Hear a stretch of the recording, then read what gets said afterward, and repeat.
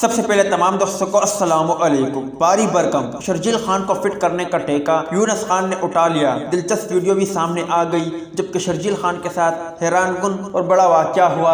آج کی زیر نظر ویڈیو میں آپ بھائیوں کو اسی بارے میں بتائیں گے، مگر مزید تفصیلات کی طرف بڑھنے سے پہلے اس ویڈیو کو لائک کریں اور کمنٹ سیکشن میں آپ بھائی اس اپڈیٹ کے متعلق اپنی رائے کا اظہار ضرور کریں۔ اوپنر شرجیل خان دورہ جنوبی افریقہ سے قبل لاہور کے قذافی اسٹیڈیم میں ہونے والی دوسرے انٹر اسکواڈ پریکٹس میچ کے دوران متاثر کن کارکردگی دکھانے میں ناکام رہے۔ ٹیم گرین کے خلاف ٹیم وائٹ کے لیے کھیلتے ہوئے شرجیل خان نے 14 گیندوں پر 19 رن بنائے، جس کے بعد انہیں فاسٹ بالر شانشاہ افریدی نے آؤٹ کیا۔ ان کی اننگز میں 4 چوکے شامل تھے۔